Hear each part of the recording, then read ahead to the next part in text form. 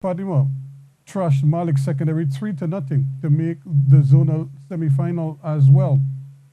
Michael McComey scored in the 35th minute to send his team to the interval with a 1-0 advantage, cashing in on the bubble from keeper Jadon Taylor. In the second half, Jaheim McPhee gave the Mucurapo Road outfit some breathing space in the 79th minute for a 2-0 advantage, holding off the defender and slotting past the goalkeeper Taylor yet again.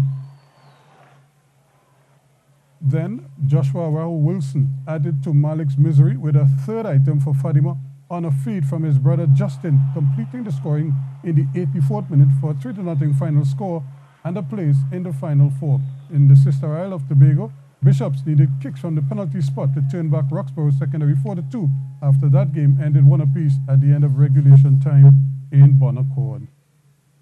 Well, we stay with Bonaccord because Bonaccord government advanced to the semi-finals of the Atlantic National Primary Schools Football Competition with a 4-0 victory over St. Mary's Government Primary School from the Central Zone. Bonaccord took just 6 minutes to get on the scoreboard through Malik Wilson. They made it 2-0 3 minutes later as Demario Ford gave the St. Mary's keeper no chance on a shot from outside the box. Wilson then got his second in the 23rd minute as Bonaccord raced to a 3-0 lead. And they capped off a 4-0 victory in the second half through Kyron Melville, which ensured their passage through to the semi-finals.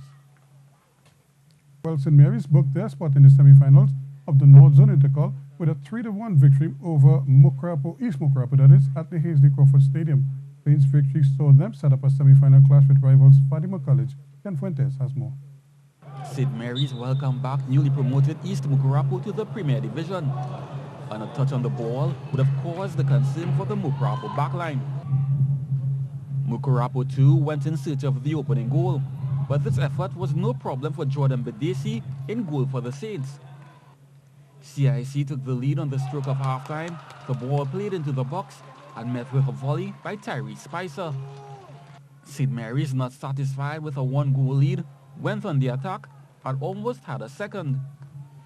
But it was East Mucurapo who drew level. Jelani Ferrari's deceptive free kick was sent low and around the wall into the goal. 1-1 in the 55th minute.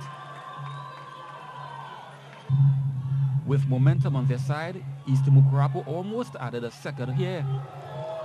Mucurapo's Joshua Davis was the busy of the two keepers, with the CIC attackers testing him at will. St. Mary's got a deserved lead in the 79th minute through Jaheim McPhee. And it took a commanding lead in the 83rd minute.